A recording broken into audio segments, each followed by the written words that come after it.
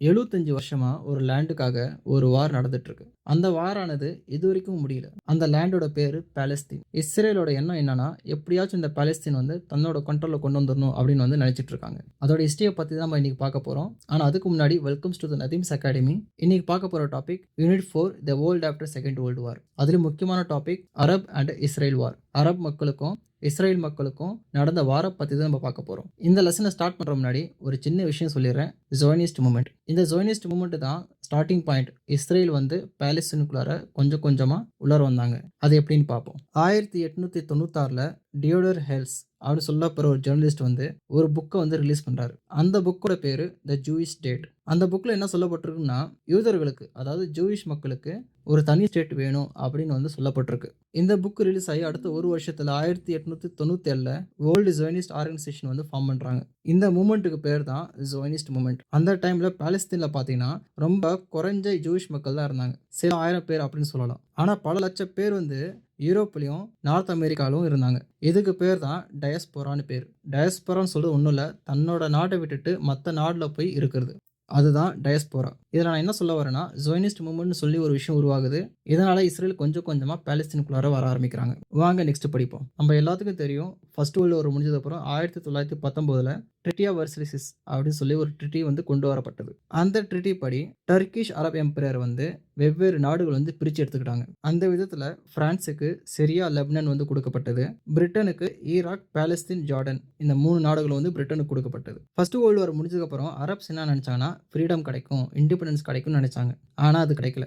அரப்ஸ்க்கு வெறும் கிடைச்சது ஏமாற்றம் மட்டும்தான். இதுக்கப்புறம் பிரிட்டன் வந்து ஜியோனிஸ்ட் லீடர் கிட்ட ஒரு ப்ராமிஸ் பண்றாங்க. பாலஸ்தீனை ஜூயிஷ் செட்டிலருக்கு கொடுத்துடுறோம் அப்படின்னு சொல்லி ப்ராமிஸ் பண்றாங்க. இதனால அரப்ஸ் வந்து ரொம்ப கோவமடைகிறாங்க. அதுக்கப்புறம் ஜூயிஷ் செட்டிலர்ஸ் கொஞ்சம் கொஞ்சமா பாலஸ்தீனுக்குள்ளார வர ஆரம்பிச்சாங்க. பணக்கார அரப்ஸ் கிட்ட இருந்து ஜூயிஷ் செட்டிலர்ஸ் லேண்ட் வாங்கி அந்த லேண்ட்ல விவசாயம் செஞ்சுட்டு இருந்த அரப்ஸ் மக்களை வெளியேற்றினாங்க ஜூயிஷ் மக்கள். இது மட்டும் இல்லாம 1945 அக்டோபர்ல ஜூயிஷ் அண்டர் கிரவுண்ட் குரூப்ஸ் வந்து அட்டாக் பண்றாங்க.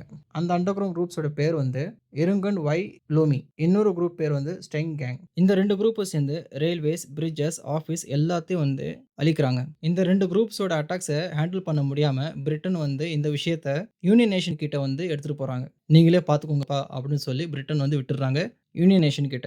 அதுக்கப்புறம் 1947 நவம்பர் 29 என்ன பண்றாங்கன்னா, யூனியன் நேஷன் ஒரு பெரிய முடிவு எடுக்கிறாங்க. பாலஸ்தீனை 2ஆ பிரிக்கணும் அப்படின்னு சொல்லி. ஒரு பக்கம் ஜூயிஷ் ஸ்டேட், இன்னொரு பக்கம் அரப் ஸ்டேட்னு. இந்த டெசிஷன் வந்த உடனே ஜூயிஷ் மக்களுக்கும் அரப் மக்களுக்கும் ஒரு கிளாஷ் உருவாகுது. அதுக்கப்புறம் 1948ல இந்த கிளாஷ் ஆனது ஃபுல் வாராகவே மாறுது. இந்த வார் நேரத்துல இஸ்ரேல் வந்து என்ன பண்றாங்கன்னா, ஜெருசலத்துக்கு போற மெயின் ரோட வந்து கண்ட்ரோல் பண்ண ஆரம்பிக்கிறாங்க. அரப்ஸ் வந்து இஸ்ரேல் அட்டாக் பண்றாங்க. ஆனா இஸ்ரேல் ஈஸியா அந்த அட்டாக்கை வந்து தடுக்கிறாங்க. ஃபைனலா 1949ல இஸ்ரேல் அண்ட் அரபுக்குள்ளார ஒரு அக்ரிமெண்ட் வந்து கொண்டு வராங்க. அந்த அக்ரிமெண்ட் பேர் தான் வந்து ஆர்சிமிடி அக்ரிமெண்ட். அந்த அக்ரிமெண்ட் மூலியமா ஒரு டெம்பரரி பார்டர் வந்து ஃபிக்ஸ் பண்றாங்க. ஒரு சின்ன விஷயம், புக்ல வந்து 1947ல ஆர்சிமிடிஸ் அக்ரிமெண்ட் நடந்திருக்குன்னு சொல்லி எழுதப்பட்டிருக்கு. அது தப்புப்பா. 1949ல தான் வந்து இந்த அக்ரிமெண்ட் போடப்பட்டிருக்கு. சரிங்களா? புரிஞ்சுக்கோங்க. புக்ல வந்து 1947ன்னு போட்டிருக்குது. ஆனா உண்மையான இயர் என்னன்னா 1949 தான். சரிங்களா? அதே மாதிரி வார் வந்து எப்ப ஆரம்பிச்சுன்னா 1948ல. ஆனா நம்ம புக்ல அது குடுக்கல. 1947ல பாலஸ்தீனை 2ஆ பிரிக்கணும்னு சொல்லப்பட்டது. அப்புறம் வார் நடந்துச்சு. அப்புறம் வந்து அக்ரிமெண்ட் நடந்துச்சுன்னு போட்டிருக்கு, அவ்வளவுதான். வார் எப்ப நடந்துச்சுன்னு போடல. அதே மாதிரி அக்ரிமெண்ட் டேட் கூட தப்பா தான் போட்டிருக்குது. ஆனா அக்ரிமெண்ட் டேட் வந்து 1949 தான். இஸ்ரேலை பொறுத்த வரைக்கும் இந்த வார் வந்து வார் ஆஃப் இண்டிபெண்டன்ஸ் அப்படின்னு வந்து சொல்றாங்க.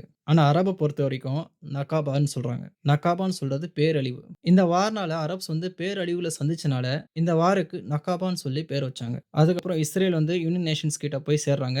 ஆனா அரப்ஸ் வந்து சேரல. நெக்ஸ்ட் பார்த்தீங்கன்னா சூயிஸ் கேனல். இங்க என்ன நடக்குதுன்னா ரொம்ப சிம்பிளா சொல்றேன். எகிப்து, பிரிட்டனு, பிரான்ஸ் இவங்க 3 பேர்த்துக்குள்ளார ஒரு வார் நடக்க போகுது.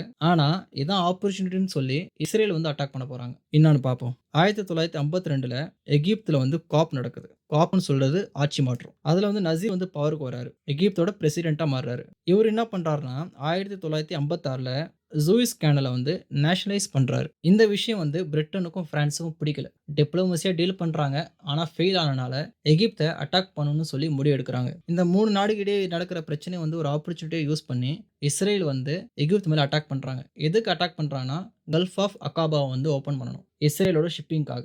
அதுக்கேத்தபடி அக்டோபர் 29, 1956ல இஸ்ரேல் வந்து எகிப்த அட்டாக் பண்றாங்க. இந்த அட்டாக்க பார்த்த பிரிட்டன் என்ன பண்றாங்கன்னா, ஒரு ஆப்பர்ச்சுனிட்டியா யூஸ் பண்ணி எகிப்து கிட்ட வந்து சொல்றாங்க. என் ட்ரூப்ஸ வந்து நான் உன் நாட்டுக்குள்ளார அனுப்புறேன். கேனல புரொடெக்ட் பண்றதுக்காக அப்படின்னு வந்து பிரிட்டன் சொல்றாங்க.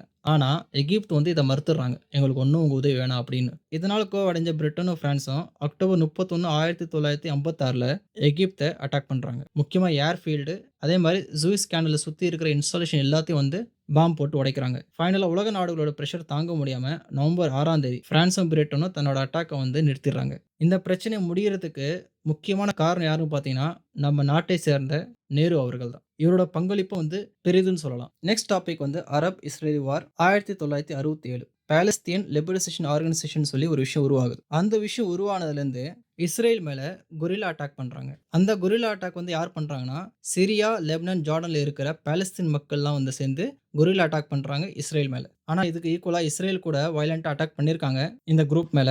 எப்படி இஸ்ரேல் அட்டாக் பண்ணாங்கன்னா, 1966 நவம்பர்ல அல் ஸ்வாமி வில்லேஜ் அப்படின்னு சொல்ற வில்லேஜ வந்து அட்டாக் பண்றாங்க. எங்க இருக்குன்னா ஜார்டன்ல. இந்த அட்டாக்ல 18 பேர் வந்து உயிரிழந்துட்டாங்க. 54 பேர் வந்து காயமடைஞ்சாங்க. அதே மாரி 1967 ஏப்ரல் மாதத்துல இஸ்ரேல் வந்து சிரியாவ அட்டாக் பண்றாங்க. ஏர் பேட்டில் மூலியமா. இந்த அட்டாக்ல சிரியாவோட 6 மிக் ஜெட் ஃபைட்டர்ஸ் வந்து அழிக்கப்பட்டது. இது ஒரு பக்கம் நடந்துட்டு இருக்கும்போது 1967 மே 18ஆம் தேதி எகிப்தின் பிரசிடென்ட் நசீர் வந்து யூனியன் நேஷன் ஃபோர்ஸஸ வந்து சினையிலேருந்து ரிமூவ் பண்றாரு. அதுக்கப்புறம் 4 நாள் கழிச்சு மே 22ஆம் தேதி கல்ஃப் ஆஃப் அகாபாவ வந்து க்ளோஸ் பண்றாரு. இஸ்ரேலோட ஷிப்பிங்க வந்து நிறுத்துறதுக்காக. இது மட்டும் இல்லாம எகிப்துக்கும் ஜார்டன் இடையே வந்து ஒரு டிஃபென்ஸ் பேக்ட் வந்து சைன் பண்றாங்க. இவங்க 2 பேர்த்து கூட ஈராக் வந்து இந்த அலையன்ஸ்ல வந்து சேர்றாங்க. இது வரைக்கும் புரியுதுங்களா? நெக்ஸ்ட் டாபிக் பார்த்தீங்கன்னா இஸ்ரேலி அஃபென்சிவ்.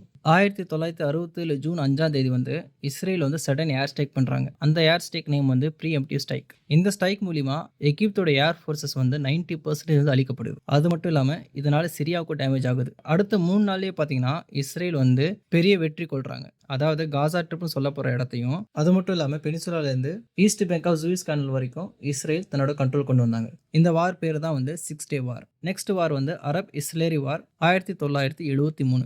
1973 ஜனவரி மாசத்துல எகிப்து பிரசிடென்ட்டும் சிரியா பிரசிடென்ட்டும் சேர்ந்து ஒரு சீக்ரெட் அக்ரிமெண்ட் கொண்டு வராங்க. 2 நாட்டோட ஃபோர்ஸஸும் வந்து சேர்ந்து இருக்கணும் அப்படின்னு சொல்லி முடிவெடுக்கிறாங்க. இது ஒரு பக்கம் இருக்க, சதாத் என்ன பண்றாருன்னா ஒரு பீஸ் ஆஃபர் பண்றாரு இஸ்ரேலுக்கு.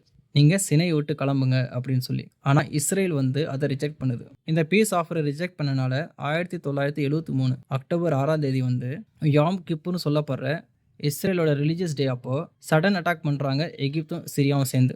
ஆரம்பத்துல இஸ்ரேலுக்கு பெரிய லாஸ் அடைஞ்சாலும் எப்படியோ வந்து இது எல்லாத்தையும் வந்து தடுத்துடுறாங்க. இந்த வார்ல அரப்க்கு ஒன்றும் கிடைக்கல, ஒரு விக்டரி கிடைக்கல, ஒரு லாபமும் கிடைக்கல. ஆனா கடைசியில் என்ன ஆச்சு அப்படின்னா, யுனைடெட் ஸ்டேட்ஸ் வந்து ஒரு மீடியேட்டரா இருந்து அந்த ரீஜன்ல தன்னோட இன்ஃப்ளூயன்ஸை வந்து அதிகப்படுத்திக்கிட்டாங்க யுஎஸ்ஏ. அவ்வளோதான். ஓகே காய்ஸ், இதோட லெக்சர் முடியுது. வீடியோ பிடிச்சிருந்தா லைக் பண்ணுங்க, சப்ஸ்கிரைப் பண்ணுங்க, பெல் ஐக்கனை பிரஸ் பண்ணிட்டு போங்க. எப்போ 100 லைக்ஸ் ரீச் ஆகுதோ அப்போ என்னோட பிபிடி வந்து கமெண்ட்லயோ டிஸ்கிரிப்ஷன்ல ஷேர் பண்ணுறேன். Okay guys, signing off. அஸ்ஸலாமு அலைக்கும்.